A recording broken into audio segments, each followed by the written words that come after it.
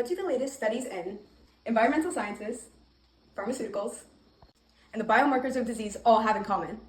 Not only are they all key scientific research behind the way the world around us functions, but they all also use mass spectrometry, a basic aspect of all key fundamental sciences. It is what allows scientists to identify unknown compounds accurately. Here's how it works. First, ions are separated in a large magnetic field. As the ions pass through the magnet, it shows whether or not they have more or less protons and neutrons. This is because with less neutrons and protons, the ion is lighter and therefore has more momentum. We can think of this part almost as a race between ions. The heavier ions with more protons and neutrons are like large tortoises that will take longer to cross the finish line than a lighter rabbit ion which will have less protons and neutrons.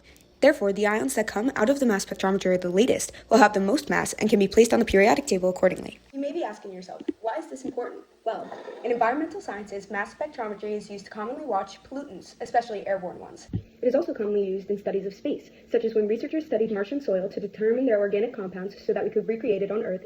Lastly, it is used in various chemical sciences to determine what a compound is made of. Just like the world of science, mass spectrometry is constantly evolving. On September 9, 2024, Brown University published a study regarding their findings. Electrospray ionization is a common way to use mass spectrometry. In this sort of research, they would place a very sharp needle in front of the mass spectrometer, hitting it with an electric field that pulls out the bare ions and waits for them to dry. Throughout this process, these bare ions would get sucked up into a vacuum, so scientists would need to pull all of the air out of the vacuum before finally getting the ions they needed, and during this process, they would lose 99% of the sample being measured before analysis even began. In order to skip all of these unnecessary steps, Brown University has come up with a nanopore ion source. This is a key tiny capillary that researchers developed with an opening about 30 nanometers across, roughly 1,000 times smaller than the width of a human hair. And this is 600 times smaller than the needle used in regular mass spectrometry. So, researchers will be able to skip spraying the ions and be able to transport them directly into analysis. Now that you understand mass spectrometry, you can begin to understand all the latest studies in various scientific fields.